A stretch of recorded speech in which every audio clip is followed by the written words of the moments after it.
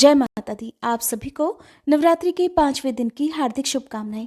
देवासुर संग्राम के सेनापति भगवान स्कंद यानी भगवान कार्तिकेय जी की माता होने के कारण इन्हें स्कंद माता के नाम से जाना जाता है। ये देवी शक्ति और सुख का एहसास कराती हैं। स्कंद माता सूर्य मंडल की अधिष्ठात्री देवी हैं। इसी कारण इनके चेहरे पर तेज विद्यमान है। इनका वर्ण शुभ्र है। भगवान स्कंद को बाल रूप में गोद में बिठाए हुए ये देवी वात्सल्य से ओतप्रोत हैं। माँ की उपासना के साथ ही भगवान स्कंद की उपासना स्वयं ही पूर्ण हो जाती है, क्योंकि भगवान बाल स्वरूप में सदा ही अपनी माँ की गोद में विराजते रहते हैं। भव सागर के दुखों से मुक्ति पाने के लिए इससे दूसरा सुलभ साधन कोई नहीं है। स्कंद माता कमल के आसन पर विराजमान रहती हैं, इसलिए इन्हें पद्मासना देवी भी कहते हैं। इनका वाहन भी सिंह है। इन्हें कल्याणकारी शक्ति की अधिष्ठात्री भी कहा जाता है। इन देवी की 4 भुजाएं हैं। दाईं तरफ की ऊपर वाली भुजा से इन्होंने भगवान स्कंद को गोद में पकड़ा हुआ है। नीचे वाली भुजा में कमल का पुष्प धारण किया हुआ है। बाईं तरफ ऊपर वाली भुजा में वर मुद्रा में है और नीचे वाली भुजा में कमल का पुष्प है। देवासुर संग्राम में तारकासुर नाम के दैत्य का वध करने के लिए ही भगवान स्कंद की उत्पत्ति हुई थी। प्राचीन कथा के अनुसार कार्तिकेय जी का जन्म भगवान शिव और देवी पार्वती से दूर सरकंडे के एक वन में हुआ था। उस बालक के 6 मुख थे। उस वन में कृतिकाएं रहती थीं। कृतिकाओं को जब वह 6 मुख वाला बालक मिला तब उन्होंने उसका पालन किया था। इसी वजह से बालक का नाम कार्तिकेय पड़ गया। भगवान शिव और देवी पार्वती से दूर रहकर वह बालक अब बड़ा होने लगा। कृतिकाएं बहुत अच्छी तरह से बालक का ध्यान रखती थीं। एक दिन शिव जी को अपनी संतान के बारे में पता चला। संतान के बारे में जानकारी मिलते ही शिव जी ने अपने सेवकों को तुरंत ही सरकंडे के वन में भेजा और बालक को लेकर आने के लिए कहा। शिव जी के दूत वीरभद्र, विशालाक्ष, शंभुकर्ण, नंदीश्वर, गोकर्णाक्ष, दधिमुख आदि सरकंडे के वन में पहुंचे और कृतिकाओं के साथ कार्तिकेय स्वामी जी को लेकर शिव जी के पास वापस लौट आए। कार्तिकेय जी कैलाश पर्वत पर पहुंचे तो सभी बहुत प्रसन्न हुए।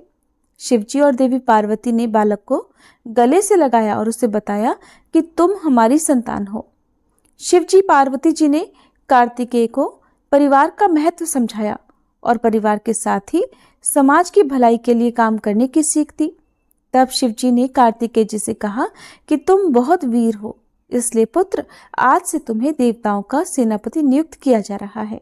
उस समय तारकासुर नाम के दैत्य ने बड़ा आतंक मचा रखा था और उसे वरदान मिला हुआ था कि उसका वध भगवान शिव के पुत्र द्वारा ही होगा। जब कार्तिकेय जी देवताओं के सेनापति बने तब उन्होंने तारकासुर का वध किया था। माँ भगवती के स्कंद माता स्वरूप की असली पहचान उनके पुत्र स्कंद की वजह से ही है और संतानहीन दंपतियों को खास तौर पर आज के दिन स्कंद माता की पूजा अवश्य करनी चाहिए। स्कंद माता की कृपा से निसंतानों को संतान सुख मिलता है और संतान से जुड़ी समस्याएं भी दूर हो जाती हैं। माँ स्कंद माता का पूजा मंत्र ओम देवी स्कंद माताय नमः। प्रार्थना सिंहासन गता नित्यम पद्मांचित कर द्वया शुभदास्तु सदा देवी स्कंद माता यशस्विनी।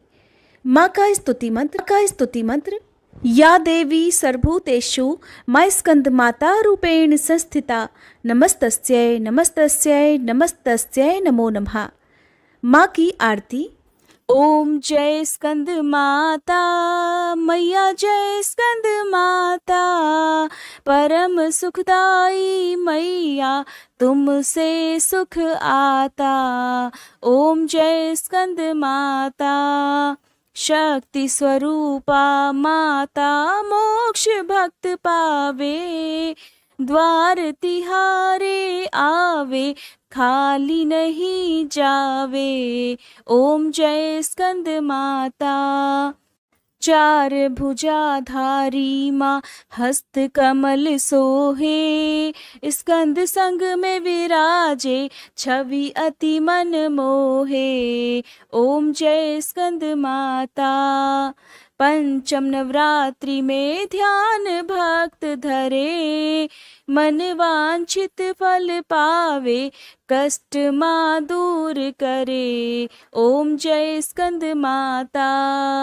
रूप निराला है माँ का जन गुण गान करे, कर दो कृपा हे मैया तुम्हारे द्वार खड़े। ओम जय स्कंद माता। विपदा हरती हो मैया जो मन से ध्यान करे, साधक नित हर्षाए जय जय माँ की करे। ओम जय स्कंद माता।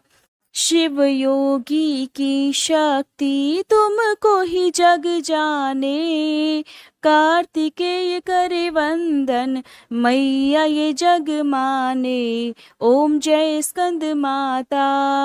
तुम्हारी कृपा से धर्म हर पल ही जीते, तुम्हारी इच्छा से हम सब भक्ति रस पीते। ओम जय स्कंद माता। स्कंद माता की आरती जो मन से गाए, भव बंधन से छूटे नित सुख वो पाए। ओम जय स्कंद माता। ओम जय स्कंद माता। मैया जय स्कंद माता।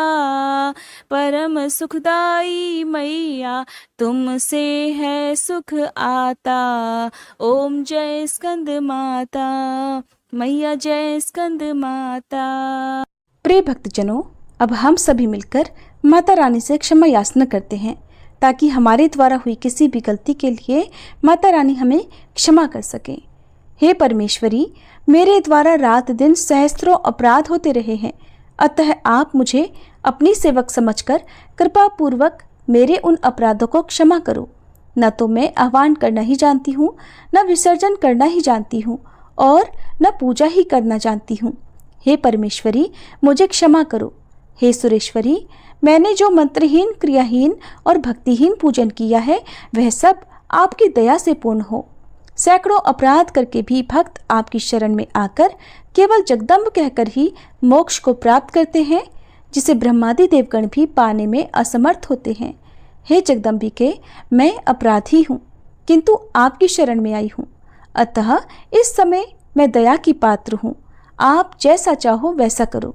अज्ञानवश या बुद्धि भ्रम होने के कारण भूल से मैंने जो कुछ भी कम या अधिक कर दिया हो, हे देवी, हे परमेश्वरी, सब अपराध क्षमा करो और प्रसन्न हो। हे जगन्माता, हे कामेश्वरी, सच्चिदानंद स्वरूपिणी परमेश्वरी, आप प्रेम पूर्वक मेरी यह पूजा स्वीकार करो और मुझ पर प्रसन्न हो। आप गुप्त से भी गुप्त वस्तु की रक्षा करने वाली हो। आप मेरे किए हुए इस जप को ग्रहण करके मेरे सभी अपराधों को क्षमा करो। हे देवी, हे महेश्वरी, आपकी कृपा से मुझे सिद्धि की प्राप्ति हो।